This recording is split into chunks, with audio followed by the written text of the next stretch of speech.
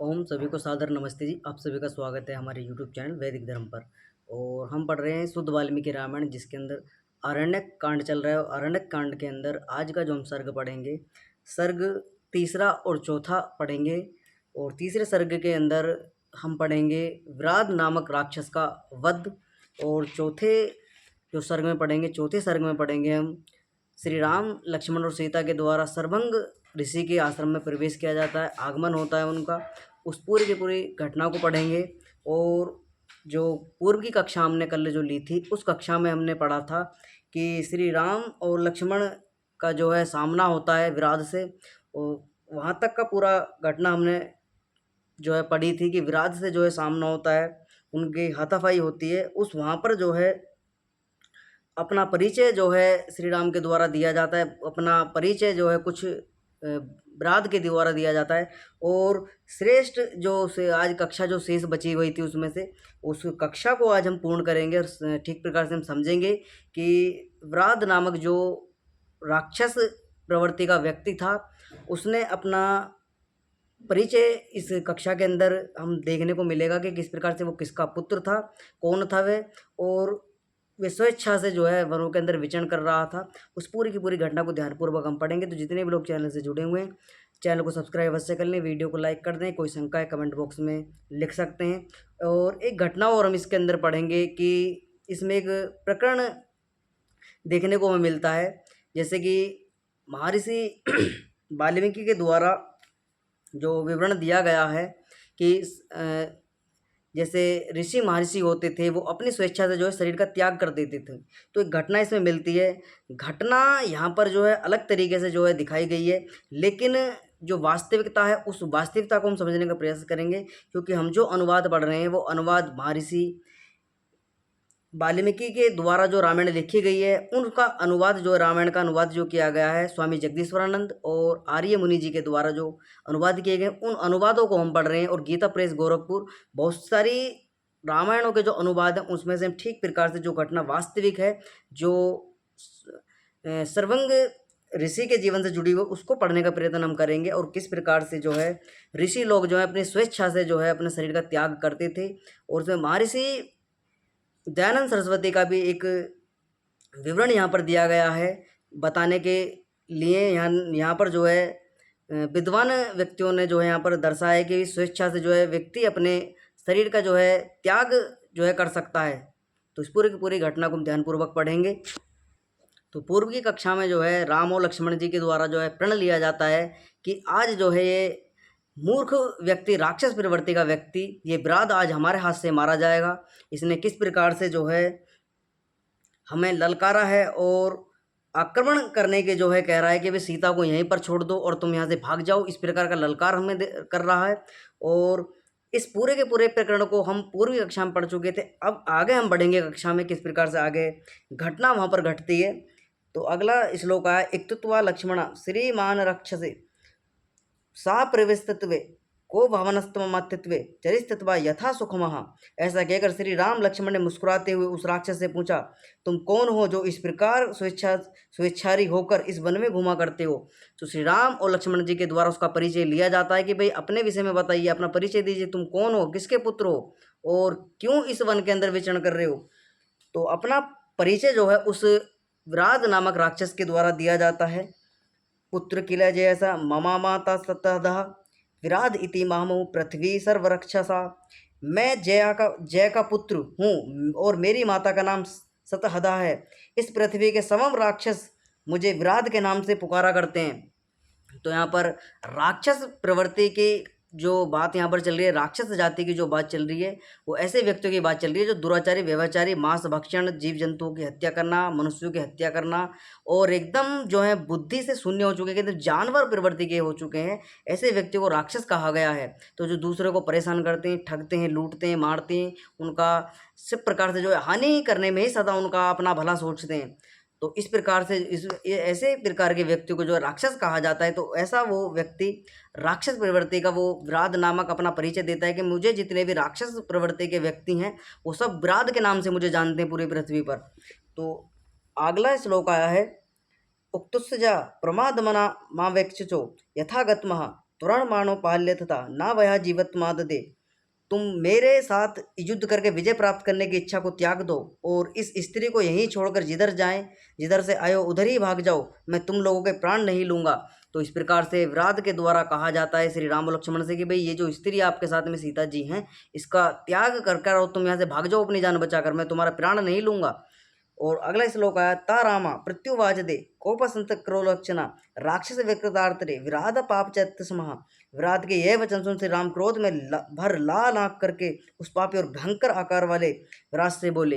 तो यहाँ पर भयंकर आकार वाले से ये मत समझ लेना कि भाई वो कोई बहुत लंबा चौड़ा व्यक्ति था। हाँ, शरीर में बलवान था, राक्षस प्रवृत्ति का था, शरीर में तकड़ा था, तंदुरुस्त था। तो ऐसे व्यक्ति को हम साधारण भाषा में भी जो है बोल देते, कोई शरीर से तंदुरुस्त होता है कि भाई ये मूर्ख व्यक्ति है, शरीर तो इसने जो है अपना हाथी जैसा बना रखा है और अकल नहीं है। इसमें इस प्रकार की हम संज्ञा भी दे देते हैं ना किसी व्यक्ति को जो गलत कार्य कर देता है, इस प्रकार के हम वाक्य बोल देते हैं।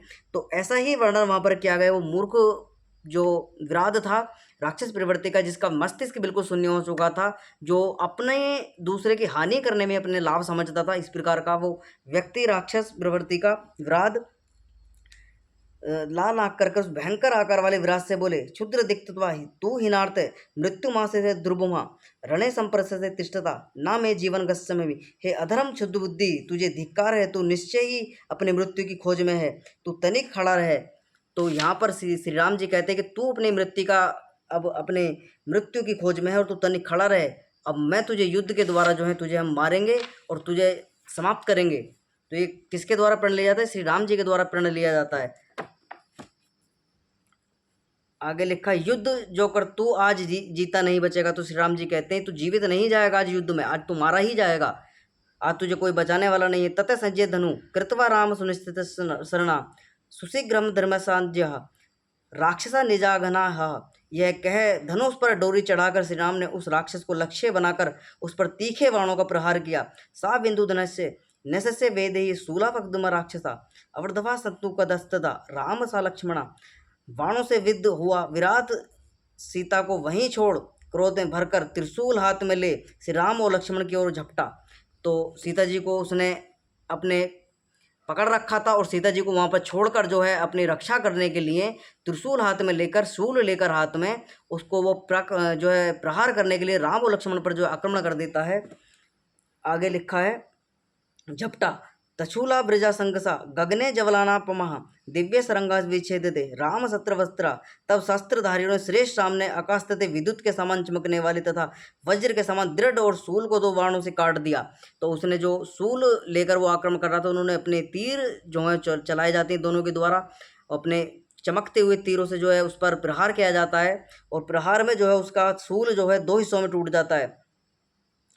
ता खगो क्षिप्रा मुग्धता कृष्णा सुबहो तूणमापतस्तस्य तथा प्रहारता बलातः। जब उसका त्रिशूल कट गया तब राम और लक्ष्मण काले सर्प के समान अपनी अपनी तलवारों को लेकर शीघ्र ही उस राक्षस के पास पहुँचे और उस पर बलपूर्वक प्रहार किया। तो जब उसका त्रिशूल 2 हिस्सों में तोड़ दिया गया और वो जो है शस्त्रहीन हो गया, शस्त्रहीन होने के बाद में जो है उस पर प्रहार किया जाता है। सा व्याज्ञा सर्वसा वायु प्रवृत्ति तथो प्रवाक्यो नरव्याग्रो रोध पथस्तु चमथवा। जब वह राक्षस तलवारों के आघात से अत्यंत पीड़ित हुआ तब वह युद्ध से विचलित होने वाले नरकेसरी राम लक्ष्मण को अपनी भुजाओं में जकड़कर और आगे बढ़ने लगा। तो उन्होंने जो है आक्रमण कर दिया, उसने जो है विराट ने, और दोनों को जो अपनी भुजा में कब्जा लेने का प्रयास किया। कब्जा कर जो है दोनों को अपनी भुजाओं में भरकर जो है आगे बढ़ने का प्रयास जो है वो विराट करता है। जब विराट, अगला श्लोक है, हेंडे माणो तू यतत्व दृष्टवा वेद ही राम लक्ष्मणो उचे सर्वना सुकृच्छुआ प्रभा भुजो भुजो। जब विराट नामक और लक्ष्मण को हर कर ले चला कर तब सीता जी अपनी बड़ी बड़ी भुजाओं को उठाकर उच्च स्वर से रोकर कहने लगी, ऐसा दशरथी रामो सत्यवाच विजय राक्षसा सुद्रोणाधीते लसा लक्ष्मणा। हाय विकराल राक्षस महाराज दशरथ के सत्यवादी सदाचारी सीधे साधे पुत्र श्री राम लक्ष्मण को हर कर कहाँ ले जा रहा है। तो सीता जी के द्वारा कहा जाता है कि भाई तू इनको कहाँ ले जा रहा है। तो यहाँ पर जो है प्रक्षिप्तता भी कुछ दिखाई देती है और ये श्लोक जो है यहाँ पर प्रक्षिप्त हमको मानना चाहिए, क्योंकि जब वो उनको भर रहा था तो ऐसा नहीं है कि उनको भरकर जो है वो ले जा रहा था, एकदम से बहुत दूर पहुंच गया। तो उसने अपने कब्जे में करा और थोड़ा इधर उधर जब हम विवाद हो जाता है तो हम जब एक दूसरे को कब्जा करते हैं तो इधर उधर भागने का प्रयत्न करते हैं। तो इसी प्रकार से वो आगे को बढ़ रहा था। तो ऐसे ही प्रकार से जो है सीता जी के द्वारा कुछ वाक्य यहाँ पर लिखे गए हैं। ये गीता प्रेस गोरखपुर के अंदर आया है। और ये स्वामी जगदीश्वरानंद कृत जो वाल्मीकि रामायण अनुवाद उसके अंदर भी लिखा है। लेकिन आर्य मुनि जी के द्वारा जो अनुवाद किया गया उसमें कुछ कुछ हमको सत्यता देखने को मिलती है। आगे हम बढ़ते हैं। माँ वृक्ततावस्थितमी शार्दूला दुष्टता माँ रक्ततो कृकुस्थितो नामस्ते राक्षसतमो। अब मुझे तो यहाँ पर जो है प्रक्षिप्तता है, इन सूत्रों के अंदर बहुत सारी प्रक्षिप्तता है। आगे हम पढ़ने का प्रयास करेंगे किस प्रकार से ये प्रक्षिप्त श्लोक इसके अंदर आए हैं। वहाँ पर मैंने बार बार अपनी कक्षा में संकेत करता हूँ, जहाँ पर प्रक्षिप्तता है वहाँ पर आपको संकेत कर दिया जाएगा कहाँ पर जो है वाल्मीकि रामायण के अंदर मिलावट हुई है, उसको हम समझने का प्रयत्न करेंगे। ठीक प्रकार से जो घटना है वास्तविक घटना को समझने का प्रयास करेंगे हम। तो यहाँ पर अगला श्लोक आया है, उसमें देखने को मिलेगा कि कैसे किस तरीके से श्लोकों के अंदर मिलावट की जाती है। इस श्लोक के अंदर देखने को मिलेगा कि सीता जी का क्या कभी जो ये श्लोक आया उसको पूरा पढ़कर मैं सुना देता हूँ, उसके बाद मैं अपने इसमें स्पष्टता रखूँगा। माँ वर्का भाष्यस्थिति शार्दूला दीपस्थिता माँ रजस्थिति काकुस्थितो नमस्ते राक्षसोत्तमा। अब मुझे भीड़ शेर चीते खा जाएंगे, हे राक्षसोत्तम मैं तुझे नमस्ते करती हूँ, तो इन राजकुमारों को छोड़ दे और इनके बदले मुझे हर ले। क्या सीता जी ऐसा वाक्य बोलेगी? जो ये वाक्य गीता प्रेस गोरखपुर के अंदर ये श्लोक लिखा हुआ है वाल्मीकि रामायण के अंदर, ये श्लोक प्रक्षिप्त है। क्या सीता जी कभी ऐसा बोलेंगी कि तू मुझे हर ले और भेड़ बकरी ये जो भेड़ ये शेर चीते आदि जो है जंगली जानवर मुझे खा जाएंगे, तू इनको मार डालेगा? क्या इतने निर्बल थे राम और लक्ष्मण जी? इतनी निर्बलता थी उनके अंदर? क्या वो राक्षस उनको मार देता? इस प्रकार से जो है ये निर्बलता दिखाने का प्रयास किया गया श्री राम और लक्ष्मण जी के द्वारा कि राम और लक्ष्मण जो है निर्बल थे और सीता जी जो हैं उनको बचाने के लिए मतलब अपने प्राणों की आहुति देने के लिए तैयार है कि भाई इनके प्राणों को जो है तू मत ना हरे। जो शत्रुओं का दमन करने वाले हैं, ऐसे ऐसे भयंकरों का राक्षस करते हुए पूर्व से जो हमने पूर्व के अयोध्या कांड पढ़ा था, बाल कांड में भी कुछ चर्चाएं आई थी, तो वहाँ पर उन्होंने ताड़का आदि का वध भी किया था। ऐसे ऐसे भयंकर राक्षसों का वध वो करते हुए आ रहे थे। तो क्या वो इस राक्षस को वो राक्षस जो था विराट नाम का उनका जो है पराजय कर पाता, उनको मार डालता? जो सीता जी इस प्रकार का वाक्य बोलने का यहाँ पर दिखाया गया कि सीता जी कह रही थी कि तू मेरे प्राण ले ले, इन दोनों को बकस दे। क्या इतने निर्बल थे लक्ष्मण और राम?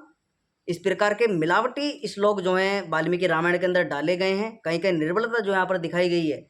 तो ये निर्बलता जो है श्री राम को, लक्ष्मण जी को नीचा दिखाने की एक तरफ से दिखाया जाने का प्रयास किया गया है कि वास्तव में ये घटना नहीं है और ये प्रक्षिप्त है, ये श्लोक प्रक्षिप्त हैं वाल्मीकि रामायण के अंदर। शुद्ध वाल्मीकि रामायण जो आगे घटना बढ़ती है उस श्लोक को हम पढ़ते हैं आगे।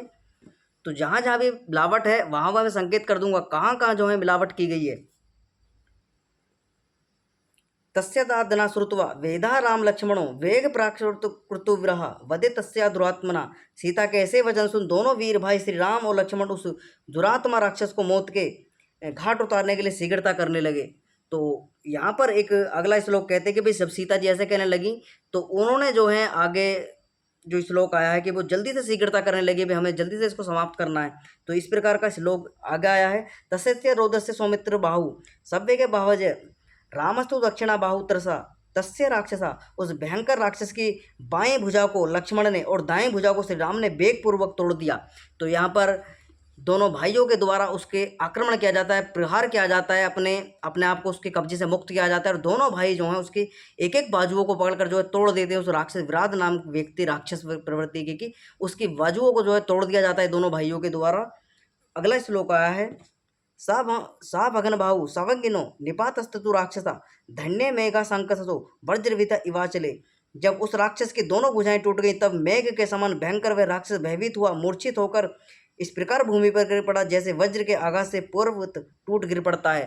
तो यहाँ पर अलंकृत वर्णन किया गया है कि जब भयंकर कोई विशालकाय शरीर होता है तो ऐसा वर्णन यहाँ पर कवि के द्वारा किया गया है। वास्तव में वो इतना भयंकर भी नहीं था कि वो आसमान में उसका जो है पूरा इतना लंबा चौड़ा कद काठी थी उसकी या पूरा शरीर भयंकर था, ऐसा नहीं था। लेकिन हाँ शरीर से थोड़ा बलवान था, बलिष्ठ था। तो यहाँ पर अलंकृत वर्णन जो है कवि के द्वारा किया गया है। तो अलंकृत भाषा में यहाँ पर लिखा गया कि वो जैसे वज्र के समान जो है गर्जना के होते हुए मूर्छित होकर, भयंकर राक्षस भयभीत हुआ, मूर्छित होकर उस भूमि पर गिर पड़ा। जैसे वज्र के आघात से पर्वत टूट गिर पड़ता है, यानी जब वज्रपात होता है, जब बरसात का मौसम आता है तो वज्रपात होता है। जैसे वज्रपात होता है तो किसी पहाड़ आदि पर जो है वज्र यानी बिजली जब टकराती है तो पहाड़ आदि टूट कर जो है गिर जाते हैं पृथ्वी पर। तो इस प्रकार से यहाँ पर अलंकृत वर्णन किया गया। तो ऐसी जो है उसके बाजू जब तोड़ दी गई दोनों भाइयों के द्वारा, वो मूर्छित होकर भूमि पर गिर पड़ा विराट। मुष्टिता पुनर्वजा पदिति सदुनता राक्षस है अघुदत्त मना चापने संडितला निष्पत स्तुतु। उस समय वे दोनों भाई उस राक्षस को घूंसों से मारते, पैरों से ठुकराते और उठा उठाकर भूमि पर पटक पटक कर उसको मार मार कर कचूमर निकाल डाला। तो यहाँ पर देखो कितनी बुरी दुर्दशा उस विराट नामक राक्षस की कर कर के दोनों भाइयों ने उसको ढेर कर दिया वहीं पर। और ढेर कर कर मृत्यु देखो किस प्रकार से मारा जाता है। तो घूंसे बजाए जाते हैं, लात घूंसे बजाए जाते हैं उसमें राक्षस में, तलवारों से उसको वार किया जाता है, काटा जाता है। और जिस भी प्रकार से होता है उस पर हर प्रकार से जो है प्रहार किया जाता है, अस्त्रों से भी और शरीर से भी। जिस प्रकार से उस पर प्रहार होता है, जिस प्रकार से उसे प्राणांत होता, सभी प्रकार जो है श्री राम और लक्ष्मण के द्वारा वहाँ पर उपयोग किए जाते हैं। सा विद्युतो बहुब्राह्मणों खड़गाव्य चापर क्षिते निपृष्टतो वयो भूम न मामर सा राक्षसे। यदि वे राक्षस बाणों से विद्यता, तलवार के वारों से क्षितित विचित था, उसे बार बार उठाकर भूमि पर पटक पटक कर तथापति वो मार दिया गया। इस प्रकार से जो है उसको प्रणांत करना, उसको भूमि पर पटक पटक कर मारा गया। आगे लिखा है अगले श्लोक में, तो जब उसको मृत्यु और यानी कुछ कुछ सांस उसमें बच रही थी, यानी अधमरा उसको कर दिया जो है विराट को। तो अगला श्लोक आया है, तो जब वो राक्षस वहाँ पर पड़ा हुआ था, अधमरा कर दिया, तो श्री राम एक आज्ञा यहाँ पर लक्ष्मण जी को देते हैं कि भाई एक गड्ढा जो है खोदो, और जहाँ पर वो मूर्छित पड़ा हुआ था यानी प्राण उसमें थे, श्वास था, तो वो अधमरा पड़ा हुआ था वहाँ पर विराट। तो वहाँ पर श्री राम जो है लक्ष्मण को आदेश देते कि भाई गड्ढा खोदो, और एक गड्ढा खोदो और इसको जो है गड्ढे में डालते हैं। तो उस अधमरे उसको जो गड्ढा खोदा गया लक्ष्मण जी के द्वारा, और श्री राम जी के द्वारा उसके गले पर पैर रखा गया और गर्दन पर पैर रखकर जो उसके प्राण निकाले गए, उस राक्षस का वध किया गया वहाँ पर। और उसकी मृत्यु होने के बाद उसको गड्ढे में डाल दिया गया, उस राक्षस को यहाँ पर जो है उसका प्राणांत कर दिया जाता है, मृत्यु सैया पर उसको पहुँचा दिया जाता है। उसके कुक्रमों की उसको सजा श्री राम के द्वारा दे दी जाती है। किस प्रकार से वो ऋषि महर्षियों को परेशान किया करता था, जंगल में जीव जंतु पशु पक्षियों आदियों का जीना हराम करके रखा हुआ था, प्राणी वन में चले जाएं तो उन पर प्रहार करता था, उन पर आक्रमण करता था, यानी कि पूरे मानव समाज को उन्हें चिंतित भयभीत कर कर रखा हुआ था। कोई भी वन में जाने के लिए तैयार नहीं था, कोई भी जो है व्यक्ति अपने जो है जंगलों में उस समय पर व्यवस्था इस तरह की होती, लोग जंगलों में जाया करते थे कंदमूल फल आदि लेने के लिए अपने दैनिक वस्तुओं को। तो इस प्रकार से वो भयभीत कर कर जो तपस्वी लोग ऋषि मुनि हुआ करते थे वनों के अंदर, उन पर भी प्रहार करता था, उनकी हत्या आदि भी कर देता था। तो ऐसे महाप्रलयकारी भयंकर राक्षस का यहाँ पर वध जो है श्री राम जी के द्वारा कर दिया जाता है। उसको गड्ढे में एक उसके निकट ही गड्ढा खोद कर लक्ष्मण जी के द्वारा गड्ढा खोदा जाता है, उसको गड्ढे में डालकर जो है डाल दिया जाता है। अगला श्लोक आया है, हत्वा तो सवा भीम बला विराट राक्षसा वने तथा सीता संवृक्ष सामस्य सावीर्यवान अवलक्ष्मणा रामो भ्रातरा दीप्तचमा कष्ट वनद्वि दुर्गना चमो समावान वन गोचरः। उस वन में महाप्रकर्मी राम ने उस भयंकर और महाबली विराट राक्षस का वध कर सीता का स्पर्श करते हुए, उसे सत्वावना प्रदान करते हुए अपने तेजस्वी भाई लक्ष्मण से कहा, ये वन बड़ा दुर्गम एवं कष्टप्रद है, हम लोगों ने ऐसा विकट वन इससे पूर्व कभी नहीं देखा था। अवेक्षितमा शीघ्र सर्वंग तपोद्वना आश्रम सर्वंग से राघवों विजय। अब हम सर्वंग ऋषि के आश्रम में प्रवेश करेंगे, सर्वंग ऋषि के आश्रम का जो है यहाँ से अपना प्रस्थान करेंगे। अब अगला जो है सर्ग हम पढ़ेंगे, चौथा सर्ग, जिसमें श्री राम के द्वारा सर्वंग ऋषि के आश्रम में प्रवेश किया जाता है। और यहाँ पर एक घटना हमको देखने को मिलती है, जो महर्षि वाल्मीकि के द्वारा जो है जो ऋषि आर्य मुनि जी के द्वारा जो अनुवाद किया गया, उसमें कुछ और घटना देखने को मिलती है। और गीता प्रेस और महर्षि वाल्मीकि रामायण जो इसका अनुवाद स्वामी जगदीश्वरानंद के द्वारा किया गया, उसमें सेम घटना हमको देखने को मिलती है। लेकिन जो वास्तवता जो वहाँ पर थी, वो वास्तविकता जो है हमें आर्य मुनि जी के द्वारा वाल्मीकि रामायण जो लिखी गई है, उस वाल्मीकि रामायण का जो अनुवाद आर्य मुनि जी के द्वारा गया, उसमें कुछ सत्यता हमको देखने को मिलती है, तो उसको हम पढ़ेंगे।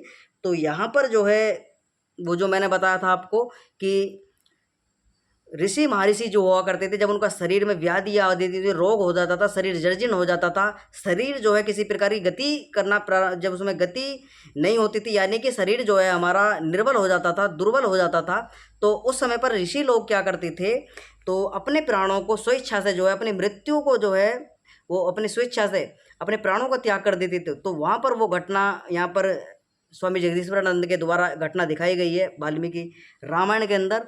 तो जो उन्होंने अनुवाद किया अपने उसमें कुछ उदाहरण उन्होंने दिए। उसमें स्वामी दयानंद सरस्वती का भी उदाहरण दिया गया कि जब उनके मृत्यु का समय निकट था, तब उनके शरीर में अनेकों प्रकार के रोग आदि व्याधियों ने उनको घेर लिया था। जहर आदि देकर जो उनके काफ़ी दिनों से उनको लोगों के द्वारा जहर दिया जा रहा था। एक ऐसा इतिहास के अंदर वर्णित मिलती है घटना कि भी एक अली मर्दान नाम का वैद्य था, जो मुसलमान था, उसने लगभग 2-3 महीने तक रेगुलर जो है उनको जहर दिया था। स्लो पॉइजन जिसको कहा जाता है, औषधि के नाम पर धीरे धीरे जहर दिया करता था। तो वो घटना वहाँ पर देखने को मिलती है। तब भी ऋषि दयानंद ने जो है उस जहर को पचाया और योग के प्राणायाम के द्वारा उस जहर के जो है वमन के द्वारा उस जहर को जो है डेली निकाला जाता था। अपने शरीर को जो है जो है उसको कहते हैं, यानी स्वच्छ किया जाता था। तो इस प्रकार से जो है महर्षि दयानंद सरस्वती 3 महीने तक लगातार जहर को पचाते रहे। तो जब उनके शरीर में अनेकों प्रकार के रोग व्याधियाँ पनप गईं, शरीर में फफोले आदि पड़ गए, बड़े दुख भयानक जो है उनका शरीर में जो है रोग उत्पन्न हो चुके थे। लेकिन तब भी शरीर जो है उन्होंने मृत्यु उनके पास में आकर खड़ी थी, मृत्यु उनको देखकर डर जाती थी, भयभीत हो जाती थी मृत्यु, तब भी वो अपना शरीर का त्याग नहीं करने को तैयार थी। लेकिन उन्होंने कहा था कि मृत्यु पर जय करने वाला हूँ, मृत्यु को विजय प्राप्त करने वाला हूँ, मैं अपनी स्वेच्छा से शरीर को त्यागूंगा, मृत्यु मेरा प्राण नहीं हर सकती। उन पर अनेकों प्रकार से ईसाइयों के द्वारा, मुसलमानों के द्वारा, नास्तिकों के द्वारा, पौराणिक पंडित पुजारियों के द्वारा तमाम तरह के आक्रमण उनके जीवन पर हुए, लेकिन वो भयभीत नहीं हुए, चिंतित नहीं हुए, किसी प्रकार का शंका उनको नहीं लगी, वे मेरे प्राण हर लेंगे। अपनी रक्षा उन्होंने स्वयं की, किसी की बिगर सहायता के अपनी रक्षा करने में सक्षम थे ऋषि दयानंद सरस्वती। उन्होंने जब देख लिया कि मेरा शरीर बिल्कुल जर्जर अवस्था में हो चुका है, मैं निर्बल हो चुका हूँ, अब मैं अपने इस निर्बल शरीर का त्याग कर कर जो है मृत्यु को विजय प्राप्त करूंगा, अपने स्वेच्छा से जो है इस शरीर का त्याग करूंगा। तो वहाँ पर शरीर का त्याग जो है उनके द्वारा किया जाता है, तो वो घटना यहाँ पर देखने को मिलती है। अब सर्वंग ऋषि के आश्रम में प्रवेश किया जाता है, उस घटना को हम पढ़ेंगे। अगला श्लोक है, अग्निहोत्र त्रुपवासिना सर्वंग मनुभागते तस्य पादुचा संग्रह राघवो वाक्यमवृत्तिते। जिस समय राम, लक्ष्मण और सीता सर्वंग ऋषि के आश्रम में पहुंचते हैं, तो जिस समय सर्वंग के आश्रम में पहुंचे उस समय मुनिवर अग्निहोत्र कर रहे थे। श्री राम ने उनके चरण छूकर उन्हें प्रणाम किया और बोले। तो यहाँ पर बार बार ये विवरण हमको, प्रसंग हमको सुनने को मिल रहा है कि जिस भी ऋषि महर्षि के आश्रम में श्री राम जा रहे हैं, वो ऋषि महर्षि जो हैं यज्ञ अनुष्ठान ही करते हुए क्यों मिल रहे हैं। जो लोग ये आक्षेप लगाते हैं कि मूर्ति पूजा थी उस समय पर, श्री राम मूर्ति पूजा किया करते थे, और श्री राम जो है मूर्ति की स्थापना भी उन्होंने की, शिवलिंग आदि की स्थापना उन्होंने की थी रामेश्वरम में। तो इस प्रकार का आक्षेप भी उनके जीवन में लगाया जाता है। तो यहाँ पर देखने को मिलता है कि सर्वंग ऋषि भी जो है यज्ञ अनुष्ठान किया करते थे। वो किसी देवी देवता की, किसी की पत्थर आदि की, पाषाण आदि की मूर्ति बनाकर पूजा नहीं किया करते थे, क्योंकि सनातन जो वैदिक परंपरा है वो यज्ञ अनुष्ठान की रही है, ध्यान की रही है, उपासना की रही है, योग की रही है। तो इस प्रकार से अष्टांग योग का पालन किया करते थे, ध्यान लगाया करते थे, समाधि लगाया करते थे, यज्ञ अग्निहोत्र किया करते थे। तो इस प्रकार की उपासना पद्धति जो है हमारी रही है। तो वहाँ पर भी जो है वो पहुँचते हैं, तो वहाँ पर अग्निहोत्र करते हुए जो है सर्वंग ऋषि मिलते हैं। और अगला श्लोक है, आवासे तवाच मिक्षमी प्रतिष्ठित महाकानने रागवेणुमुखस्तुत्वा सर्वंगो विवृद्धि चे। मैं इस वन में रहना चाहता हूँ, आप मुझे यहाँ रहने के लिए कोई स्थान बताइए। श्री राम के ऐसा कहने पर सर्वंग बोले, यही रामो महातेजा सुदीक्षणो नाम धर्मिको वत्सारण्य धर्मात्मा सा तेर्यो विधास्थिति। हे राम, इस वन में महातेजस्वी और धर्मात्मा सुतीक्षण नामक एक ऋषि रहते हैं, वह आपके कल्याणकारक आपके स्थान आदि का प्रबंध कर देंगे। तो उनके द्वारा बताया जाता है सर्वंग ऋषि के द्वारा कि यहाँ पर एक जो है सुतीक्षण नामक विद्वान ऋषि रहते हैं, एक वो आपके कल्याण पूर्वक स्थान आदि के प्रबंध कर देंगे। इमा मंदाग्नि रामा प्रस्तुतवान भ्रुजदे नदी पुष्प वहाँ तत्र तत् तत्र तत्र गच्छामि। हे राम, आप इस मंदाकिनी नदी के किनारे किनारे ऊपर की ओर जाएं। इस नदी में अनेक बड़े बड़े फूल छोटी छोटी नौकाओं की भांति दिखाई देते हैं। उन्हें देखते हुए तुम सुतीक्षण के आश्रम में पहुंच जाओगे। तो उनका सत्कार किया जाता है और वहीं पर जो है अपना विश्राम आदि किया जाता है। उनको मार्ग बताया जाता है कि सुतीक्षण जो ऋषि हैं उनके आश्रम में किस प्रकार से पहुंचा जाएगा। तो यहाँ पर आगे जो है एक घटना यहाँ पर जुड़ती है उनके जीवन से, सर्वंग ऋषि के। वो अपने यहाँ पर जो है गीता प्रेस गोरखपुर में, और जो अनुवाद स्वामी जगदीश्वरानंद के द्वारा किया गया उसमें सेम घटना देखने को हमें मिलती है कि भाई जो सर्वंग ऋषि हैं वो ये बोलते हैं। उस श्लोक को मैं पढ़कर सुना देता हूँ। और जो महर्षि वाल्मीकि के द्वारा जो रामायण लिखी गई है, जिसका अनुवाद आर्य मुनि जी के द्वारा किया गया, उसमें ये घटना हमको देखने को नहीं मिलती, जिसमें सर्वंग ऋषि के स्वर्ग लोक का प्रस्थान का यहाँ का विवरण किया गया है कि मैं स्वर्ग लोक को प्राप्त यहाँ से जो है इस स्थान को छोड़कर स्वर्ग लोक को प्राप्त करूँगा। तो वो श्लोक मैं यहाँ पर सुना देता हूँ किस प्रकार से, और उसमें हम समझने का प्रयास करेंगे किस प्रकार से ऋषि महर्षि जो हुआ करते थे अपने प्राणों के जो है त्याग करते थे शरीर से, अपनी स्वेच्छा से प्राणों का त्याग जो है शरीर का त्याग किया करते थे। तो यहाँ पर लिखा, ऐसा पंथा नवाग्रह मूर्ता पश्चात ममा यवाजमेर गत्राणी जीर्णा तमाम चिविर हो गए। हे नरकेसरी, ये मार्ग वहाँ जाने का है, परंतु थोड़ी देर ठहर जाइए और मुझे देखिए जब तक मैं इस जीर्ण शरीर को सांप की कैंचुली की भांति ना छोड़ दूँ। तो इस प्रकार का वर्णन जो है गीता प्रेस गोरखपुर और स्वामी जगदीश्वरानंद की रामायण के अंदर देखने को हमें मिलता है। और वो कहते हैं कि तुम थोड़ी देर ठहरिए, मैं जो है इस जर्जर शरीर को, यानी जो जिसमें रोग आ चुके हैं, यानी जर्जर हो चुका है, निर्बल हो चुका है, इसमें अब सत्य नहीं है बिल्कुल भी, यानी कि कार्य करने की अब क्षमता इस शरीर के अंदर नहीं रही है। तो मैं इस शरीर को सांप की कैंचुली के भांति छोड़ न दूँ, तब तक आप यहीं पर रहिए। ततो सिंगना सुमंतस्तदा हुत्वा याजने मंत्रवता सर्वंगो महातेजा परविशे हुतास्मना। ऐसा कहकर महातेजस्वी सर्वंग ने अग्नि प्रज्वलित करके मंत्रपूर्वक घृत के द्वारा विशाल यज्ञ किया और फिर वे उसी जलती हुई अग्नि में कूद पड़े। तो ऐसा विवरण जो है कहाँ मिलता है, ये गीता प्रेस गोरखपुर के अंदर मिलता है, और जगदीश्वरानंद सरस्वती के द्वारा अनुवाद जो रामायण का गया उसके अंदर देखने को मिलता है। लेकिन स्वामी आर्य मुनि जी के द्वारा जो अनुवाद किया गया उसके अंदर ये घटना हमको देखने को नहीं मिलती है, जिसमें ये विवरण आया है कि सर्वंग ऋषि के द्वारा आत्मा दाह कर लिया गया था, यानी अपनी प्राणों की आहुति आग में कूदकर जो है अग्निहोत्र में कूदकर जो है अपने प्राणों का अंत कर लिया गया था, यानी अपने शरीर का त्याग किया गया था। ऐसी घटना जो है ये आर्य मुनि जी के द्वारा जो अनुवाद किया है उसके अंदर नहीं मिलती है। तो यहाँ पर आगे श्लोक आया है, तस्य रोमिणा केशश्च दाधा निसमर्थजना जीर्ण तवा स्थितनी यछा मास सोष्मा रामस्तु विस्मतो भ्राता भार्या चा सत्मना। उस समय अग्नि ने उन्हें महात्मा सर्वंग के रोम, केश, जीर्ण त्वचा, हड्डियां और रुद्र सहित मांस को भस्म कर डाला। भाई लक्ष्मण और सीता सहित श्री राम को इसे देखकर बहुत विस्मित हुए।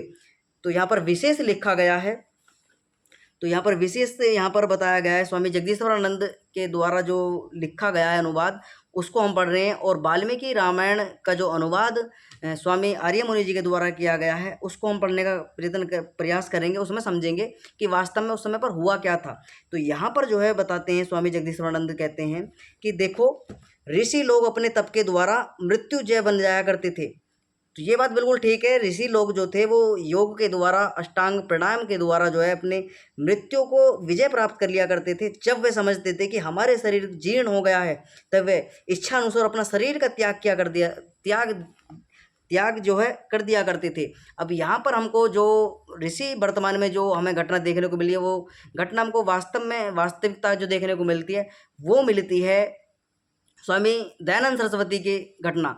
क्योंकि जब स्वामी दयानंद सरस्वती के जीवन के अंदर ये घटना घटती है कि उनको विष दे दिया जाता है, उनको कांच आदि पीसकर जो है उनको दिया जाता है, अनेकों प्रकार के जहर उनको दिए जाते हैं। तो जब स्वामी दयानंद सरस्वती का शरीर जो है जर्जर हो जाता है, निर्बल हो जाता है, दुर्बल हो जाता है, जब उनका शरीर बिल्कुल कार्य करना यानी कि अनेकों प्रकार की व्याधियों से घिर जाता है, तो स्वामी दयानंद सरस्वती जो हैं 3 महीना तक जो है उनको औषधियों के रूप में षड्यंत्र करके उनको जहर दिया जाता है। वो किस प्रकार से भयानक जहर उनको दिया जाता है, जिसमें व्यक्ति अगर योग प्राणायाम को जानने वाला व्यक्ति है तो ही उस जहर को पचा सकता है, कुछ समय तक अपनी विजय मृत्यु पर प्राप्त कर सकता है। लेकिन अगर साधारण व्यक्ति है जो योग अष्टांग का नियम का पालन नहीं करता, विद्याओं को नहीं जानता, योग की क्रियाओं को नहीं जानता है, तो व्यक्ति जहर खाने के तुरंत बाद ही या तो मृत्यु को प्राप्त हो जाएगा, या पैरालिसिस हो जाएगा, कुछ ना कुछ उसके शरीर में व्याधियाँ हो जाएंगी, या शीघ्र ही मृत्यु को प्राप्त हो जाएगा। तो ये कारण देखने को मिलते हैं। लेकिन ऋषि दंत जो है अष्टांग योग का पालन किया करते थे, प्रणाम किया करते थे डेली, तो उन्होंने लगभग 3 महीने तक इस अवस्था को झेला, और वो जीते 3 महीने तक जो है इस शरीर को स्वस्थ भी हुए। लेकिन स्वस्थ, ऐसा कहता है इतिहास में, ऐसा वर्णित मिलता है कि लगभग 50% उनका जो है रोग बिल्कुल ठीक हुआ गया था। लेकिन एक व्यक्ति के द्वारा, जो अली मर्दान खान का नाम का एक वैद्य था, उसके द्वारा औषधि के नाम पर उनको झेड़ दिया जाता था। 3 महीने तक रेगुलर झेड़ दिया गया, और झेड़ देने के कारण उनकी और तबीयत बिगड़ती प्रारंभ हो गई, और प्रारंभ होने के बाद में उनका शरीर जो है अनेकों प्रकार के रोगों से, फफोले आदि पड़ने प्रारंभ हो गए, शरीर जो है जर्जर हो गया बिल्कुल। तो उन्होंने अपने शिष्यों को जो है एकत्रित किया, सभी को बुलाया, अपने जो संबंधी थे, जो उनके शिष्य थे, उनको बुलाया जाता है। संबंधी से यानी यहाँ मत ये मत समझ लेना अपने परिवार आदि को बुलाया, नहीं, जो उनके शिष्य थे, उनके कार्यों को आगे बढ़ाने वाले थे, जो उनको, जिनमें ऋषिदंत को अपना भविष्य दिख रहा था कि भाई मेरा जो द्वारा जो धर्म का कार्य किया गया था, ये इस आर्यवर्त भूमि को, जो मनुष्य हैं, इनको वास्तव में मानवता बनाने का जो सपना मेरे द्वारा देखा गया था, इनके मानवता कैसे, किस प्रकार से इनके अंदर आए, धार्मिक किस प्रकार से बने, ये जो सपना मेरे द्वारा देखा गया था कि आर्यवर्त हमारा विश्व गुरु किस प्रकार से बनेगा, अपना वैदिक शास्त्रों को जो है पठन पाठन पुनः अपने भारतवर्ष के अंदर हो, तो इस प्रकार का सपना जो ऋषिदंत के द्वारा देखा गया, तो अपने जो उनके शिष्य थे वो वहाँ पर पहुँचते हैं। तो उन शिष्यों को वहाँ पर, जब वहाँ पर पहुँचते हैं, गुरुदत्त विद्यार्थी भी उसमें होते, पंडित लेखराम, तो बहुत सारे जो है वहाँ पर शिष्य उनके थे। तो ये सब लोग जो है वहाँ पर एकत्रित थे, जब उनको कहते कि भाई तुम सब लोग जो है मेरे साइड हो जाओ, और मेरे से जो है साइड में आकर खड़े हो जाओ, और खाली स्थान छोड़ दो, दरवाजे खिड़कियाँ आदि सब खोल दिए जामे। और ऋषि दंत ने इस प्रकार जो है वाक्य बोलकर सबका कुशल मंगल लेकर, अपना कुशल मंगल जो है वहाँ पर अपनी वार्ता कर कर कि भाई ठीक है, जैसी इच्छा ईश्वर की है वैसे ईश्वर की इच्छा पूर्ण हो, इस प्रकार से लंबा श्वास लेकर प्राणायाम के द्वारा सांस को खींच लेगा। और प्राणायाम के द्वारा सांस को खींचने के बाद एकदम से सांस को छोड़ा जाता है, श्वास छोड़ने के कारण प्राण बाहर आ जाते हैं, और आत्मा जो है शरीर का त्याग कर देती है। तो इस प्रकार से अपनी मृत्यु पर विजय प्राप्त कर कर ऋषिदंत शरीर का त्याग करते हैं। तो यहाँ पर जो है ऋषि लोग जो हुआ करते थे, वो मृत्यु को अपने तरीके से ही शरीर का त्याग किया करते थे। तो ये घटना यहाँ पर देखने को मिलती है। उदाहरण और देते हैं स्वामी जगदीश्वरानंद सरस्वती, कहते हैं ये परंपरा पर्याप्त समय तक चलती रही। जब सिकंदर भारत पर आक्रमण करने के लिए चला, तो उसके गुरु ने कहा था कि भारतवर्ष से कोई एक योगी लेकर आना। बहुत प्रयत्न के पश्चात एक भारतीय योगी उसके साथ जाने के लिए तैयार हुआ। एक दिन प्रातःकाल उस योगी ने सिकंदर को आदेश दिया कि चिता तैयार कराओ, मैं भी अपने शरीर को समाप्त करना चाहता हूँ। सिकंदर ने ऐसा ना करने के लिए बहुत अनुनय विनय की, परंतु योगी ने कहा मेरी अवस्था 80 वर्ष की है, मुझे आज तक कभी ज्वर नहीं आया, आज मुझे ज्वर हो गया है, अतः मेरा शरीर अपवित्र हो गया है, मैं इसे समाप्त करना चाहता हूँ। और उसने अग्नि में प्रविष्ट होकर अपने शरीर को भस्म कर दिया। महर्षि दयानंद सरस्वती भी मृत्युजय थे, और मौत उनके पास आती थी, परंतु वह उसे ठोकर मारकर भगा देते थे। दीपावली के दिन उन्होंने अपनी इच्छा से ही देह त्याग किया था। तो ये उदाहरण 2-3 जो है स्वामी जगदीश्वरानंद के द्वारा दिए गए। अब ये घटना जो बताई गई सर्वंग ऋषि के विषय में, ये वाल्मीकि रामायण जो स्वामी जगदीश्वरानंद सरस्वती के द्वारा अनुवाद किया, उसके अंदर देखने को मिलती है। और मिलती है हमको जो गीता प्रेस गोरखपुर, उसके अंदर देखने को मिलती है।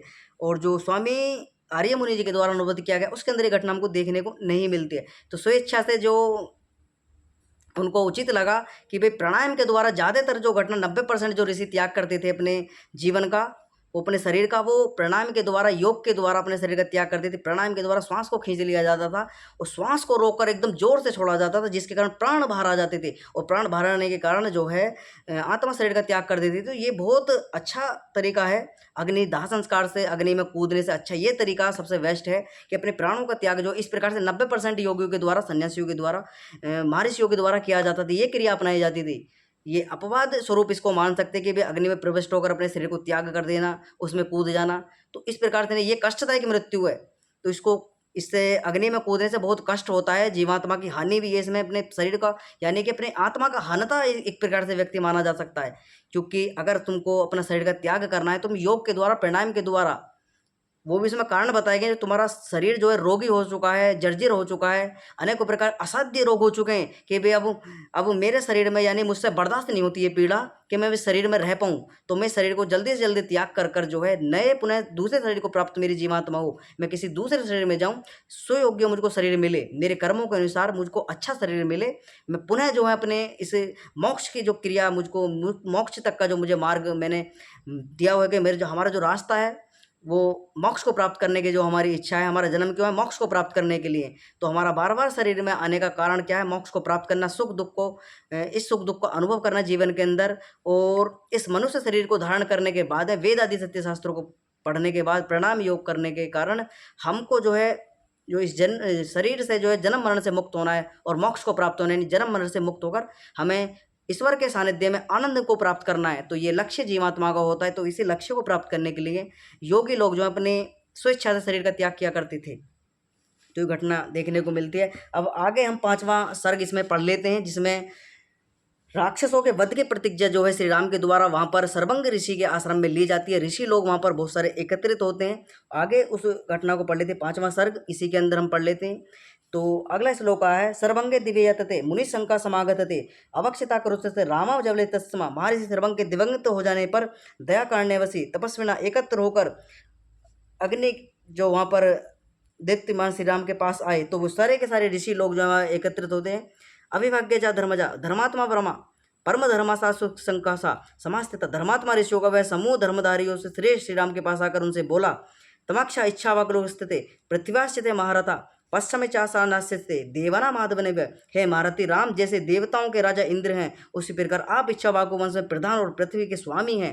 तो उनको अपना कर्तव्य उनको याद दिलाया जाता है, उनको बताया जाता है, उनकी प्रशंसा की जाती है। तमाम आसते महात्मना धर्मज्ञ धर्मवत्सलमा अर्थवा शास्त्र वाक्यमस्तत्व ना चार तुमस्ति। आप जैसे महात्मा धर्मज्ञ एवं वत्सल धर्मवत्सल राजा को प्राप्त कर हम लोग यशा बनकर आपसे कुछ कहना चाहते हैं, इसके लिए आप क्षमा करेंगे। अधर्मस्थितो महस्थिता भवस्थिते महापति योर्ध वलिसा वहंगा चार अक्षिते पुत्रवते। हे तात आप वह राजा महान पाप का भागी होता है जो प्रजा से आय का छठा भाग कर के रूप में ले लेता है, परंतु प्रजा का पुत्रवत पालन नहीं करता है। तो इस प्रकार का प्रसंग जो है ऋषियों के द्वारा बोला जाता है कि जो छठा भाग भी ले लेता है और प्रजा की रक्षा नहीं करता है, ऋषियों की रक्षा नहीं करता है, तो वह पाप का भागी होता है, पुत्रवत पालन नहीं करता। पूजनते समावित प्राण स्थिता न सुनतुवा नित्य युक्त सदा रक्षण सर्वना विश्ववास्वनी प्रसूदे साक्षति राम कृत्य चा बाहुबुरस्ते कृष्णमा ब्राह्मण स्तमनामा सदते तत्र चापि महितते। जो राजा सदा यतनवान और सावधान रहकर अपने राज्य में रहने वाली संपूर्ण प्रजा को अपने पुत्र और प्राणों के समान तथा प्राणों से भी बढ़कर समझता है, हुआ रक्षा करता है, वह राजा इस संसार में बहुपियापानी स्थायी कीर्ति को प्राप्त करता है और अनंत काल में ब्रह्मलोक को पाकर वह पूजित होता है। तो ब्रह्मलोक का मतलब यहाँ पर कोई निजी स्थान होता है, ब्रह्मलोक यानी ये पूरा का पूरा ब्रह्मांड जो है ब्रह्म का लोक है, ये पूरा का पूरा ब्रह्मांड जो है ब्रह्मलोक कहा जाता है। ब्रह्मलोक कोई ऐसा नहीं है जहाँ पर ब्रह्मा जी रहते हैं, वो ब्रह्मलोक नहीं है। तो ब्रह्मलोक यानी यहाँ पर परमपिता परमात्मा की विषय में बताया गया कि परमपिता परमात्मा पूरे ब्रह्मांड में विद्यमान है, वहाँ पर ब्रह्मलोक का गामी बनता है व्यक्ति। आगे लिखा है यथोकृत परम धर्मा मुनि फूल फलासना तत्र राजस्य तो भ्रगा प्रजा धर्म ने रक्षता। जो राजा धर्मपूर्वक प्रजा की रक्षा करता है उसे कंदमूल फल खाकर निर्वाह करने वाले मुनियों का पुण्य का चौथा भाग प्राप्त होता है। तो यहाँ पर बताया जाता है कि जो राजा धर्मपूर्वक प्रजा की रक्षा करता है उसे कंदमूल फल खाकर, जो कंदमूल फल, तो यहाँ पर बार बार देखो जो लोग ये आक्षेप लगाते हैं कि श्री राम मांस खाया करते थे, तो ऋषि लोग क्या कह रहे हैं, कंदमूल फल खाकर जो अपने जीवन का निर्वाह करता है राजा, मुनियों का चौथा भाग प्राप्त होता है। यानी जो फल मुनियों को प्राप्त होता है वो फल जो राजा को प्राप्त होता है। स्वयं ब्राह्मण स्थित बान प्रस्थ गणो महाना तवे तो नाथ ब्रद्रमा राक्षस सर्वदा वर्षमा। हे राम आप जैसे रक्षक के होते हुए भी ये ब्राह्मण कुल बान परिस्थितियों का दल अनाथों के समान राक्षसों के द्वारा मारा जा रहा है। तो यहाँ पर घटना बताई जाती है कि हम पर प्रहार किया जाता है, राक्षसों के द्वारा आक्रमण किया जाता है। हमारा योग करना, हमारा प्राणायाम करना, हमारा अष्टांग योग का पालन करना, समाधि आदि लगाना, ईश्वर का ध्यान करना हमको बाधित करता है। ये राक्षसों के द्वारा ये विघ्न डालते हैं, हमारी हत्या कर दी जाती है, अत्याचार किया जाता है, अपंगता कर दी जाती है, अनेकों प्रकार के जो हैं इनके द्वारा सताया जाता है हमको। तो ये वार्ता जो है अपना घटनाक्रम जो है श्री राम से बताते हैं ऋषि लोग। अगला श्लोक यही पश्चिम शरीरणी मुनीना भवत्यत्मना हताना राक्षस दुर्वना बधुआ बने। हे राम आप इधर आइए और इन आत्मदर्शी तपस्वियों के मृत शरीर को देखिए, जिनको राक्षसों ने भालों के नोक से छेद कर, तलवारों से काट कर मार डाला है। तो वहाँ पर घटना होती है, उनको दिखाया जाता है कि भाई देखो ये मृत शरीर पड़े हुए हैं, और ये वो ऋषि हैं जो ध्यान अवस्था में थे, अपना यज्ञ अनुष्ठान का कार्य कर रहे थे, अपने आत्मा को जो है मोक्ष तक पहुंचाने का, यानी अपनी आत्मा को मोक्ष प्राप्त करने के लिए यत्न कर रहे थे, प्रयत्न कर रहे थे, और संसार को सुख देने का इनका कर्तव्य जो था उसको इन्होंने किस प्रकार से राक्षस प्रवृत्ति के लोगों ने इन पर भाले के जो है नोक से इनको छेद दिया, बेंध दिया, तलवार से काट डाला है। तो इस प्रकार का आक्रमण जो है प्रतिदिन हम पर हो रहा है, अत्याचार हो रहा है। तो इस प्रकार की घटना जो है श्री राम को वो शरीर भी दिखाए जाते हैं, वो घटना भी बताई जाती है, किस प्रकार से यहाँ पर जीना मुश्किल जो है राक्षसों ने कर रखा है। एवं वया मनुष्यामो विप्रक्रमा तपस्विना क्रियामणा वने घोर राक्षसों में कृतम, इस घोर वन में भयंकर राक्षसों के द्वारा तपस्वियों को पर जो घोर अत्याचार किए जा रहे हैं, अब वे कष्ट हमसे सहन नहीं होते। तो वो कहते हैं, अब यहाँ पे से राक्षसों का बार बार जो विवरण आ रहा है, तो राक्षसों ये मत ना समझ लेना कि भाई लंबे लंबे चौड़े चौड़े दांत वाले और काले काली शिकल वाले होते थे, बड़े भयंकर होते थे, ऐसा नहीं है। लेकिन भयंकर शरीर उनका हुआ करता था, ऐसा नहीं होता था। यानी जो एक साधारण शरीर उससे थोड़ा खा पी कर भी, वर्तमान में मैं बार बार उदाहरण देता हूँ, कुछ शरीर से बलिष्ठ हो जाते हैं तो मांस मदिरा आदि पिया करते थे, यानी सुरापान किया करते थे। इस प्रकार का जो राक्षस प्रवृत्ति के लोग थे वो इस प्रकार का अपना मांस खाना, मद्य पीना, दुराचार व्यभिचार करना, पशुओं की हत्या करना, प्राणियों की हत्या करना, जिस प्रकार से वो इस ऋषि महर्षियों की हत्या कर रहे थे वो लोग, तो उनको राक्षस यहाँ पर कहा गया है कि।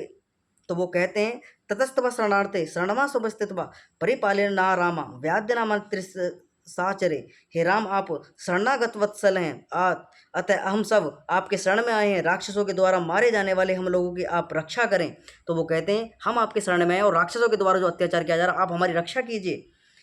एतत् श्रुत्वा काकुस्तुत्वस्विना तपस्विना इंद्रापूर्व च धर्मतमा सर्वाना तपस्विना काकुस्तुत शिरोमणि धर्मात्मा राम उन तपस्वी मुनियों से ये वचन सुनकर उनसे बोले, नैवार्थता माया वक्त माया जो ता तपस्विनमा केवल नातो करने प्रविष्ट तव्य वना मया, आप लोगों का मुझे प्रार्थना करना उचित नहीं, मुझे तो आप आज्ञा दें, क्योंकि मैं तो आप लोगों का आज्ञाकारी हूँ, मुझे तो आप अपने कार्य के लिए ही वन में आया हुआ समझें। तो यहाँ पर श्री राम कहते हैं कि मैं तो आपका आज्ञाकारी हूँ, क्योंकि मैं तो प्रजा का पालक हूँ, मैं राजा हूँ, मेरा उत्तरदायित्व बनता है कि मैं आपकी रक्षा करूँ। आप मुझे आदेश दीजिए कैसे, कब मुझे इन पर आक्रमण करना है और कैसे मैं इनको समाप्त कर दूंगा। मैं तो आपकी आज्ञा का बस पालन कर रहा हूँ, मैं तो आप एक बार आज्ञा दीजिए, मैं समाप्त कर दूंगा इन्हें, मिनट नहीं लगाऊंगा, आप आज्ञा दीजिए मुझे तो आप अपने कार्य के लिए ही वन में आया हूँ समझे। तपस्विना रणे शत्रुघ्ना हंतुष्ट में राक्षमा परिस्थित वीर्यार्थ में सर्वाभूत में तपोधना, मैं तपस्वी होकर शत्रु राक्षसों को युद्ध क्षेत्र में वध करना चाहता हूँ।